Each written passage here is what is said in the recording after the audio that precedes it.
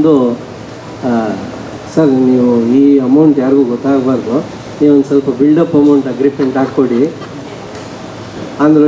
ನಾನು ಆಮೇಲೆ ನನಗೆ ಹೇಳ್ತೀರಾ ನೀವು ಆಮೇಲೆ ಕೊಡೋಕ್ಕಾಗಲ್ಲ ನಾನು ಅಂದಾಗ, ಇಲ್ಲ ಸರ್ ಇದು ಸುಮ್ಮನೆ ತೋರ್ಸೋಕ್ಕೆ ಸರ್ ಅದನ್ನು ನಾನು ಸ್ವಲ್ಪ ಮುಗ್ಧತೆಯಿಂದ ಮಾಡಿಕೊಟ್ಟೆ. ಅದು ಅವ್ರಿಗೆ ಜಡ್ಜ್ಗೆ ತುಂಬ ಹೆಲ್ಪ್ ಆಯಿತು. ಹಂಗಾಗಿ ಅವ್ರ ಚಾನಲ್ ಬಿಟ್ಟುಬಿಟ್ಟು ಆಮೇಲೆ ನನಗೆ ಜಡ್ಜ್ ಯಾರನ್ನ ಹಾಕಬೇಕು ಅಂತ ಎಲ್ಲ ಅಂದಾಗ ಎಲ್ಲ ತಿರುಗಿಬಿಟ್ಟು ಇನ್ಯಾರು ಇವಾಗ ನಾಳೆಯಿಂದ ಶೂಟಿಂಗ್ ಇದೆ ನೀವೇ ಜಡ್ಜ್ ಅದು. ನನಗೆ ಬೇಸಿಕ್ಕಾಗಿ ಎಕ್ಸ್ಪೆರಿಮೆಂಟ್ ಮಾಡೋಕ್ಕೆ ತುಂಬ ಇಷ್ಟ. ಯಾಕೆಂದರೆ ನಾನು ವಿಜಯ ಕರ್ನಾಟಕಲ್ಲಿ ಕಿಂಡಲ್ ಕಾರ್ನರ್ನ ಸತತವಾಗಿ 10 ವರ್ಷ ಬರೆದೆ. ಅದು it was A longest serving article. ಅದು ರೇಡಿಯೋ ಸಿಟಿಲಿ ಸುಮ್ಮನೆ ಕರ್ಕೊಂಡೋದ್ರು, ಅಲ್ಲಿ 1 ಇಯರು ಸೆಲೆಬ್ರಿಟಿ ಜಾಕಿಯಾಗಿ ವರ್ಕ್ ಮಾಡಿದೆ. ಸೊ ಈ ಥರ ಎಕ್ಸ್ಪೆರಿಮೆಂಟ್ ಮಾಡಬೇಕಾದ್ರೆ ಇದು ಒಂದು ಎಕ್ಸ್ಪೆರಿಮೆಂಟ್ ಮಾಡೋಣ ಅಂತ ಮಾಡಿದೆ. ಸ್ವಲ್ಪ ಕಾಸ್ಟ್ಲಿ ಎಕ್ಸ್ಪೆರಿಮೆಂಟ್ ಆಯ್ತದು. ಅದಾದಮೇಲೆ ನನಗೆ ಬೇಡ ಅಂತ ಬಿಟ್ಟಿದ್ದೆ. ಇಲ್ಲಿ ನಮ್ಮ ಪಿಕ್ಚರ್ ಪ್ರಮೋಷನ್ಸ್ ಟೈಮಲ್ಲಿ ಬಂದಾಗ ಅನುಬಂಧ ಅವಾರ್ಡ್ಸಿಗೆ ಬಂದಿದ್ದೆ. ಆವಾಗ ನಮ್ಮ ಶಿವಧ್ವಜ್ ಅವರೇ ಪ್ರೊಡ್ಯೂಸರ್ ಅಂತ ನನಗೆ ಗೊತ್ತಿರಲಿಲ್ಲ.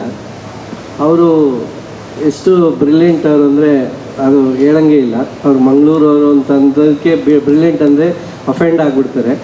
ಬಟ್ ಅವ್ರು ಕೇಳಿದೆ ಹೋಗ್ಬೇಕಾರೆ, ಸರ್ ನಾನು ಯಾವತ್ತೂ ಬಂದಿಲ್ಲ ಈ ಥರ ಫಂಕ್ಷನ್ಸ್ಗೆ, ನನಗೆ ಯಾವ ಪ್ರೋಗ್ರಾಮ್ ನೋಡ್ತೀರಾ ಅಂತೇಳಿ ಅಂದಾಗ ಗಿಚ್ಚಿ ಗಿಲಿ ಗಿಲಿ ಅಂತ ನೋಡ್ತೀನಿ, ತುಂಬ ಎಂಜಾಯ್ ಮಾಡ್ತೀನಿ ಅಂತ. ನಾನು ಸೇಮ್ ಅದನ್ನೇ ಸ್ಟೇಜ್ ಮೇಲೆ ಹೇಳಿದೆ. ಅದು ನೋಡಿದ್ರೆ ನಾನೇ ಗಿಚ್ಚಿ ಗಿಲಿಗೆ ಬರೋದು ಆಗೋಗಿದೆ ಈಗ.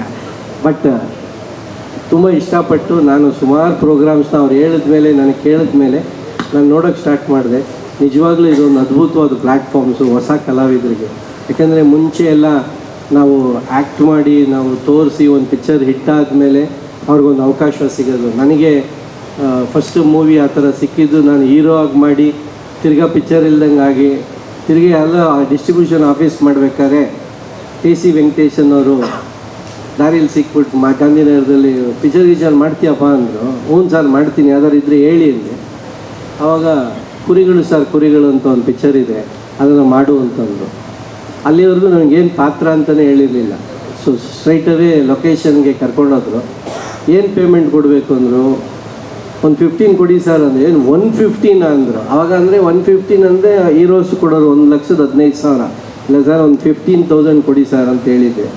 ಸೊ ಅವರು ಎಷ್ಟೋ ಕೊಡ್ತಾರೆ ಬನ್ನಿ ಅಂತ ಕರ್ಕೊಂಡೋದ್ಮೇಲೆ ಫಸ್ಟ್ ಡೇ ನೋಡಿದಾಗ ಅಲ್ಲಿ ಬರೋ top actors Ramesh sir, Narayan sir, Mohan sir, Srinivasa Murthy sir, Doddanna ಎಲ್ಲರೂ ಇದ್ದರು ಅಲ್ಲಿ. ಅವ್ರು ನೋಡಿ ನನಗೆ ತುಂಬ ಭಯ ಆಗೋಯ್ತು. ಏನೋ ಕಾಮಿಡಿ ಇದು ಏನು ಹಿಂಗೆ ಮಾಡೋದು, ಇಷ್ಟೊಂದು ಜನ ಇದ್ದಾರೆ ಅಂತ. ಸಡನ್ನಾಗಿ ನನಗೆ ಒಂದು ಡೈಲಾಗು ಕೊಟ್ಬಿಟ್ರು ರಾಜೇಂದ್ರ ಸಿಂಗ್ ಬಾಬು ಸರ್. ಅವರು ಪದೇ ನನಗೆ ಕೇಳಂಗೆ ಹೇಳೋರು, ಮಾಡ್ತಾನೇನ್ರಿ ಯಾವಾಗಲೂ ಸೈಲೆಂಟಾಗಿ ನಿಂತಿರ್ತಾನೆ ಅಂತ. ಸರಿ, ಆ ಡೈಲಾಗ್ ಕೊಟ್ಟಾಗ ಪ್ರೀತ್ಸೆ ಕಣ್ಣು ಬಿಚ್ಚಿ ಕಣ್ಣು ಮುಚ್ಚಿ ನನ್ನ ಪ್ರೀತ್ಸೆ ಅಂತ ಡೈಲಾಗ್ ಬರ್ತಾನೆ ಇಲ್ಲ ಬಾಯಿಗೆ. 1 ಟೇಕ್ ಆಯಿತು, 2 ಟೇಕ್ ಆಯಿತು, ಅದು ರೀಲ್ ಬೇರೆ ನೆಗೆಟಿವ್. ರಾಜೇಂದ್ರ ಸಿಂಗ್ ಬಾಬು ಅವ್ರದ್ದೊಂದು ತುಂಬ ದೊಡ್ಡ ಪ್ರಾಬ್ಲಮ್ ಏನಂತಂದ್ರೆ, ಅಲ್ಲಿ ಯಾರೋ ಸರ್ ಅವ್ನು ಸರಿಗೆ ಮಾಡ್ತಿಲ್ಲ ಅಂದರೆ ಹೊಡೆದೇ ಬಿಡ್ತಾರೆ ಅವರು. ಆ ಥರ ಟೆನ್ಷನ್ ಆಗೋವಂಥ ಪಾರ್ಟಿಯವರು. ಅವ್ರಿಗೆ ಇನ್ನೂ ತುಂಬ ಕೋಪ ಬಂದು ಸಿಕ್ಕಾಬಟ್ಟೆ ಒಂದು 5-6 ಟೇಕ್ ಆದಮೇಲೆ ಬ್ರೇಕ್ ಮಾಡ್ಬಿಟ್ಟು ನಾವು ಹುಡುಗನ ಕಳಿಸ್ರಿ ಮನೆಗೆ, ಅವ್ನು ಯಾವನ್ರಿ ಕರ್ಕೊಂಬಂದಿದ್ದೀರಾ ಅಂದರು. ಈ ದೊಡ್ಡಣ್ಣ ಅವ್ರ ಜೊತೆ ನಾನು ಯಾವಾಗಲೂ ಕಳ್ಳ ಮಳ್ಳ ಈ ಥರ ನಮ್ಮ ಅಣ್ಣನ ಜೊತೆ ರಾಣಿ ಮಹಾರಾಣಿ ಈ ಥರ ಪಿಕ್ಚರಲ್ಲೆಲ್ಲ ನಾನು ಸುಮ್ಮನೆ ಹೋಗ್ತಾ ಇದ್ದಂಥವನು ಅವ್ರ ಜೊತೆ ಹೋದಾಗ ಅವ್ರು ದೊಡ್ಡಣ್ಣ ಒಂದು ನಿಮಿಷ ಬಾಪ ಇಲ್ಲಿ ಅಂತಂದರು. ಸೈಡಿಗೆ ಕರ್ಕೊಂಡೋಗಿ ಸಿಕ್ಕಾಬಟ್ಟೆ ವೈಲೆಂಟಾಗಿ ಬಿಹೇವ್ ಮಾಡಿಬಿಟ್ಟು, ನಿಮ್ಮಣ್ಣ ಅಷ್ಟು ದೊಡ್ಡ ಹೆಸರಿದೆ, ನನ್ನ ಮನೆ ಒಂದು ಚಿಕ್ಕ ಕಾಮಿಡಿ ಡೈಲಾಗ್ ಹೇಳಕ್ಕೆ ಬರೋಲ್ಲ, ನೀವೆಲ್ಲ ಏನಕ್ಕೆ ಬರ್ತೀರಾ ಅಂತೆಲ್ಲ ಬೈದರು.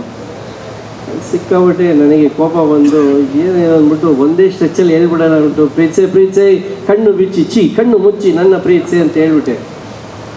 ಇಷ್ಟೇನಪ್ಪ ಹೇಳೋದಂದ್ರೆ, ಇಷ್ಟು ಹೇಳೋದಕ್ಕೆ ಇಷ್ಟೊಂದು ನಾನು ಕಷ್ಟಪಟ್ಟು ಅಂದೆ. ಅದು ನನಗೆ ಗೊತ್ತಿಲ್ಲ. ಅದು ಅವತ್ತಿಂದ ಕಾಮಿಡಿ ಅಂತಂದರೆ ನನಗಿನ್ನೂ ಅದು ಡೆಫಿನೇಷನ್ ಗೊತ್ತಿಲ್ಲ. ಮಾಡಿದ್ದು ನಗ್ತಾ ಇದ್ದಾರೆ. ಸೊ ಅದರ ಹಂಗೆ ಟ್ರಾವೆಲ್ ಮಾಡ್ತಾಯಿದ್ದೀನಿ. ಇದರಲ್ಲಿ ಗಿಚ್ಚಿ ಗಿಲಿಗಿಲಿ ಸೀಸನ್ 3ಯಲ್ಲಿ ಹೆಸರಾಂತ ಸಂಗೀತ ನಿರ್ದೇಶಕರು ಅಂತ ಹೇಳಬೇಕು. ನಾನು ಇಷ್ಟಪಡುವಂಥ ಸಂಗೀತ ನಿರ್ದೇಶಕರವರು. ಅವರು ಅಷ್ಟೇ ಆಕಸ್ಮಿಕವಾಗಿ ಒಂದು ಕಾಮಿಡಿ ಆರ್ಟಿಸ್ಟ್ ಆಗಿದ್ದಾರೆ.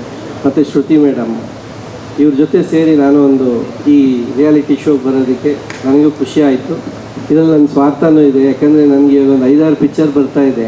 ಅದ್ರ ವಿಸಿಬಿಲಿಟಿ ಬರಬೇಕು, ಪ್ರಚಾರ ಪಿಕ್ಚರ್ಗೆ ಆಗಬೇಕು ಅಂದರೆ ಇಲ್ಲೇ ಕೂತ್ಕೊಂಡು ನನ್ನ ಪಿಕ್ಚರ್ ಬಗ್ಗೆ ಪ್ರಚಾರ ಮಾಡಬೇಕು. ಇಲ್ಲ ಅಂತಂದರೆ ತುಂಬ ದುಡ್ಡು ಖರ್ಚು ಮಾಡಬೇಕಾಗುತ್ತೆ.